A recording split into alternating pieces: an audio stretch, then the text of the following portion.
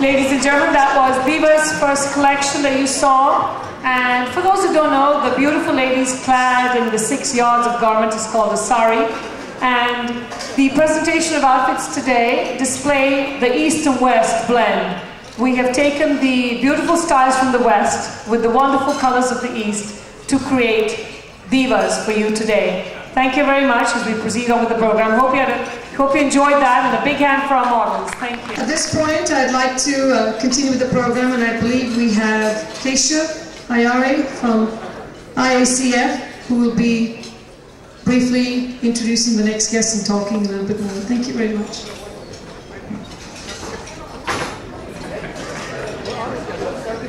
Thank you, Renu. Once again, on behalf of Indo-American Community Federation, I would like to welcome you all and hope you're enjoying this function. I have the distinct privilege to introduce to you 2 gentlemen, Mr. Naresh Arora, a well-known CPA, and Mr. Khem Babar, a high-tech manager who spent their New Year's Eve in trying to raise money for tsunami disaster victims. It's not about money, it's about sharing and caring.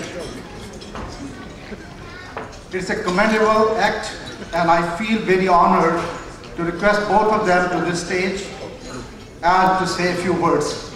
Mr. Naresh Arora and Mr. Khem Babar.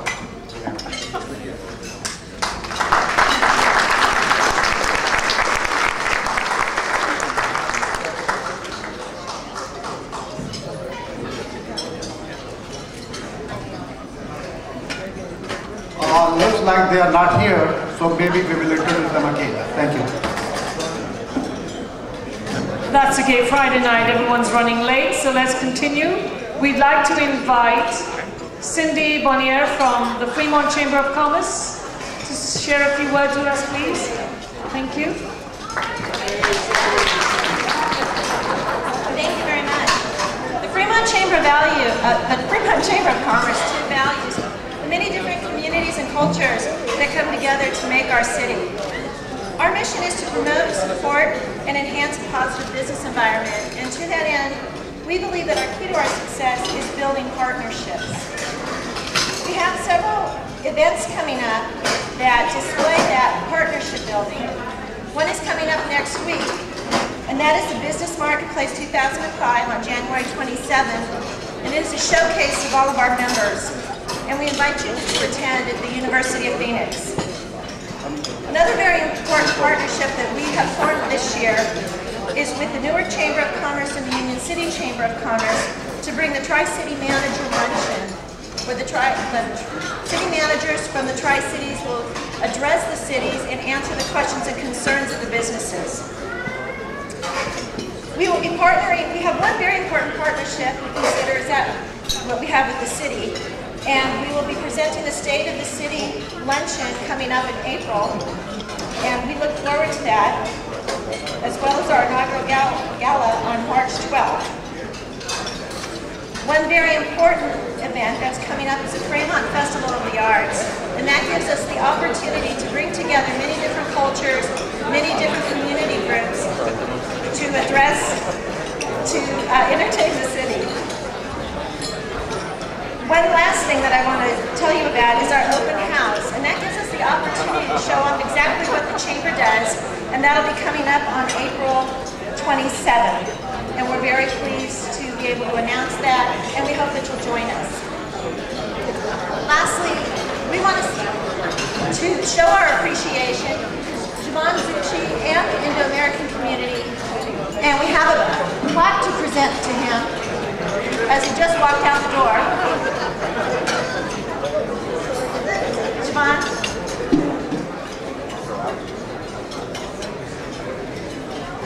Thank you very much, Siobhan, for inviting us and bringing us all together to celebrate the cultures and community of Fremont. In recognition of Siobhan Zucci and the Indo-American community for their efforts in building a stronger Fremont by creating a better understanding of the multiculturalism of our community. Thank you very much.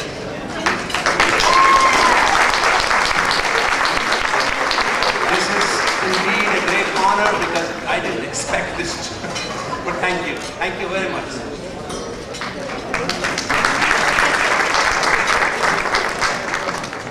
When Jeevan informed me that I have the privilege of introducing our next speaker, I was thrilled. For those who know me, I'm not a politician, but I'll tell you one thing, this is one politician I celebrated when I heard that he became new mayor of Fremont. Ladies and gentlemen, I don't think our next guest speaker requires any introduction. He's one of my favorites. Let's bring here Bob Wasserman, the new mayor of Fremont. Thank you.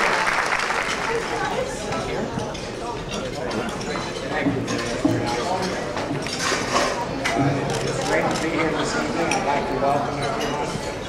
And I'd like to introduce our city council. All of our members are here. First of all, our Vice Mayor, Dominic Dutra.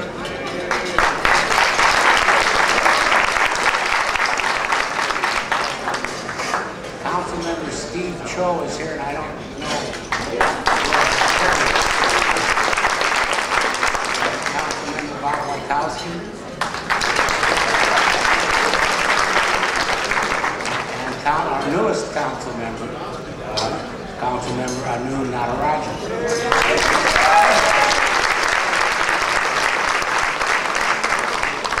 I also would like to introduce our former mayor, recently former, Gus Morrison.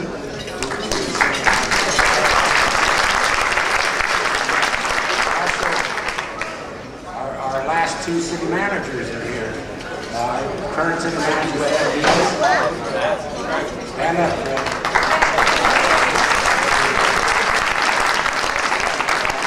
Former city manager, you'll see again later, Jan Perkins. I also have a proclamation to present to Jeevan, if he can step up. And this, I won't read it all, but this is a proclamation honoring the Indo-American Community Federation, and more specifically honoring Jeevan Zucci, the founder, and thanking him for the fourth, I believe, Unity Dinner, and Jeevan is every year, and we're very proud of you for enrolling today. Thank you.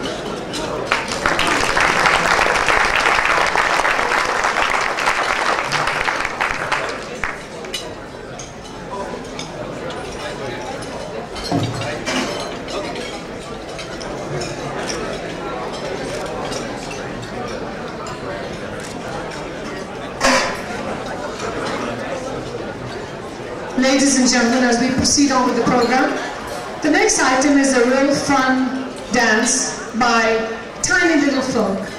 And enjoy this number presented by the choreographer Shauna Dillon, we have 4 wonderful dancers from Genius Kids. Thank you.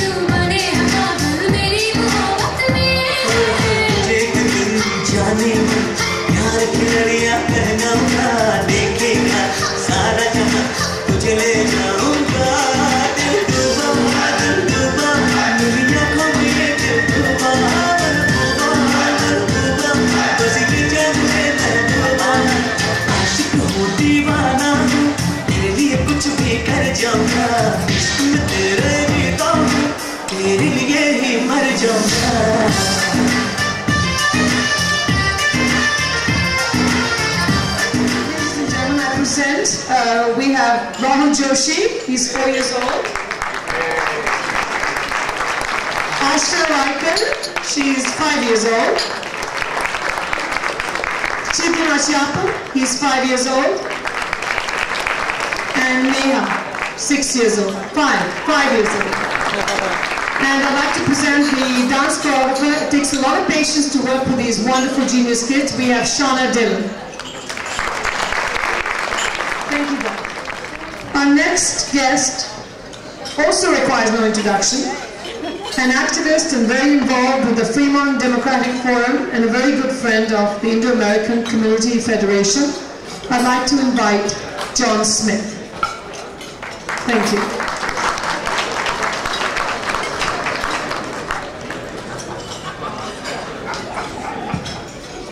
Good evening.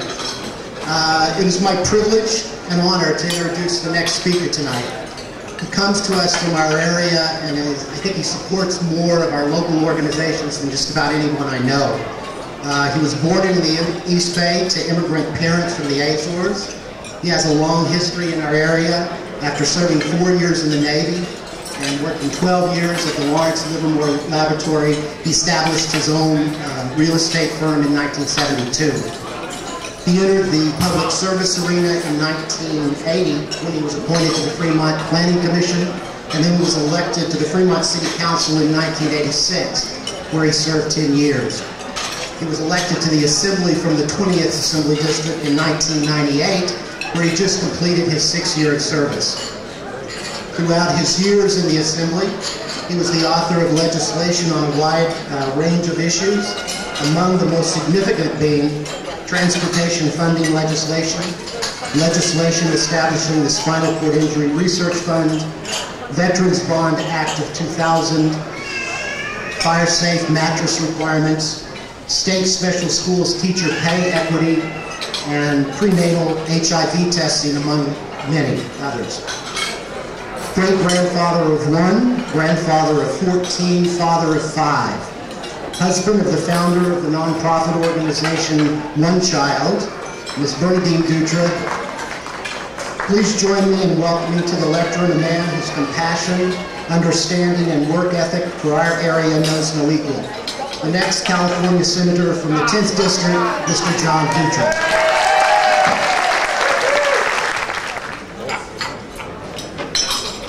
Thank you, John, but my duty tonight is not to give a speech. As a matter of fact, I have the privilege of introducing the next 3 speakers.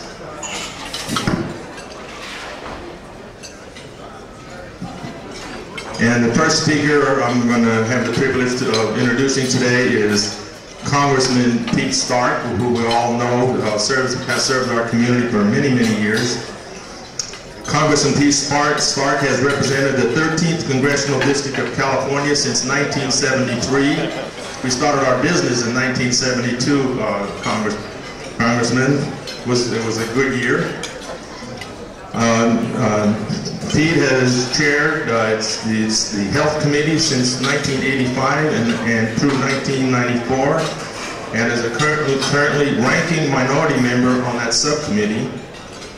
While chairman of the Ways and Means Subcommittee on Select Revenue Measures, Congressman Stark became known as one of the nation's foremost advocates of tax reform and served a critical role in shaping the 1986 historic tax reform law. He has been a constant voice for tax fairness and in opposition to corporate loopholes in the income tax laws. And Pete, I want you to go a little bit light with that for those of us that are in the corporate business. Throughout his career in Congress, Steve has been a constant advocate for peace, freedom of choice, very courageous in that regard, preserving civil rights and protecting our environment.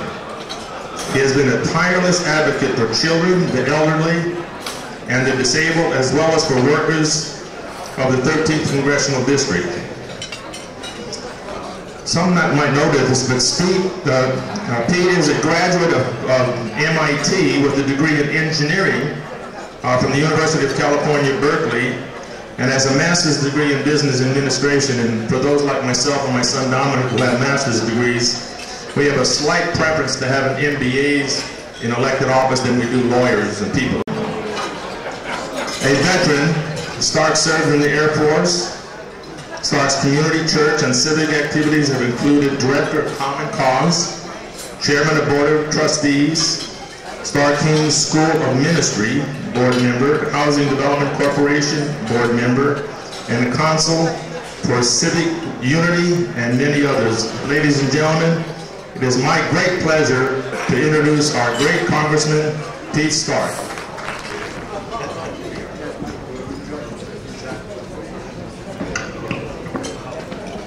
Well, I have to thank John Dutra, and it's amazing how when you get out of office you lose track of the truth. He must be running for another office. But I have to first recognize my congressional colleague from what used to be part of our district, from Milpitas and San Jose, Mike Honda, who wanted very much to be with us tonight and was unable to. He's very involved in the politics of the Democratic Party, and he's in Sacramento running for the vice chair of the Democratic Committee, and we wish him well in that endeavor, and he wanted me especially to tell you that he wished he could be with us tonight.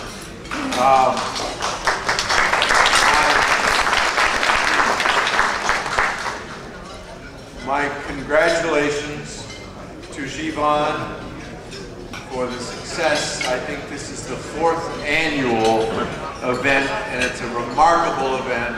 And Jivan, God bless you. This is an exciting moment for all of us. Thank you, and let's have a round of applause.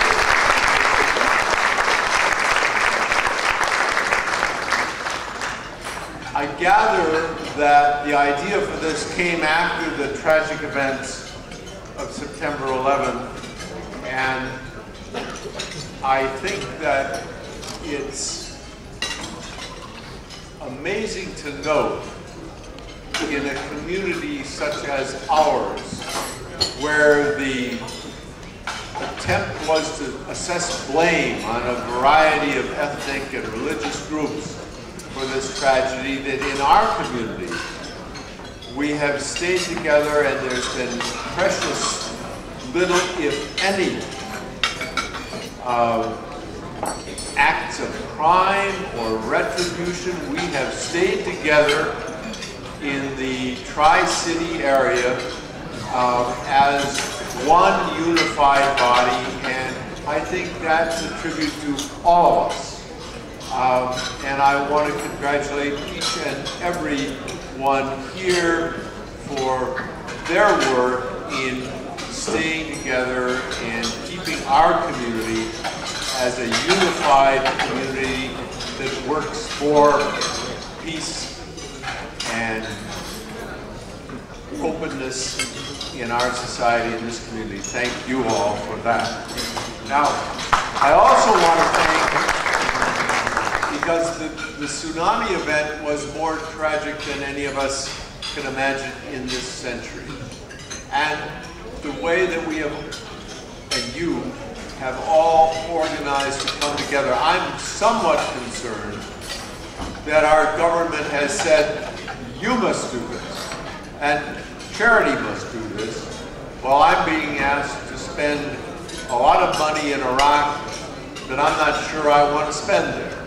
And I think that we could better spend much of that to worry about the children, the tremendous number of orphans who have been created by the tsunami disaster.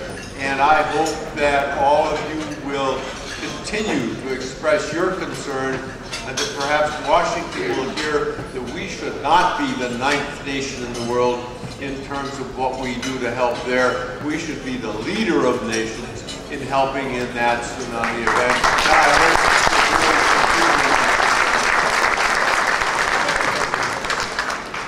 We are one of the most diverse communities in the United States. And I am often criticized, and rightly so, for speaking out harshly and, I guess, personalizing politics. It's difficult for me to look at an opponent who would harm children, or deny medical care to seniors, or deny education to young children, and not take that as a personal concern with that individual. And on some rare occasions, I have spoken out. And that's not a good thing for a speaker at a unity dinner. But I want to congratulate my Republican opponents. My most recent opponent never raised the issue of the war or my intemperate remarks over the past, and he did a wonderful job. My previous Republican opponent from 2002, Syed Mahmood, who is a Pakistani and I believe a Muslim, came to me some time ago, and we came together and decided that we both opposed the war in Iraq. We wrote an article together. He did not become a Democrat. I did not become a Republican.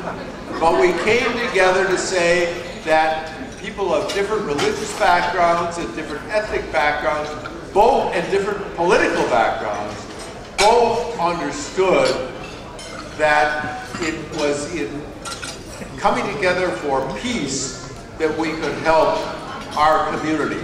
So that I think that if we can do that, we can continue that feeling of unity and peace and coming together and not having to say that anybody who disagrees with us ought to get bombed or invaded.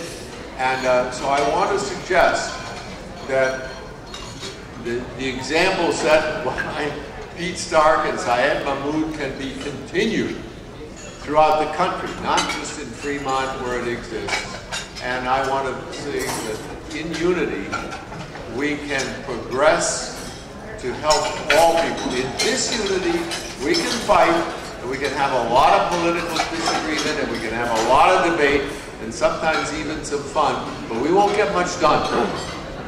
It's in unity when we come together that we will accomplish peace, we'll accomplish helping our children, we'll accomplish health care, we'll accomplish a whole lot. And Javon and all of you who are here tonight in the name of unity, thank you. It's the way to go, and let us continue it. God bless you. Mr. Garmendi is a lifelong rancher, dedicated family man, and longtime public servant, and he has forged a reputation as a fierce defender of consumers and a visionary, effective leader. And having worked with him in the legislature, I can attest to that fact. John began his statewide political career in 1974, where he served one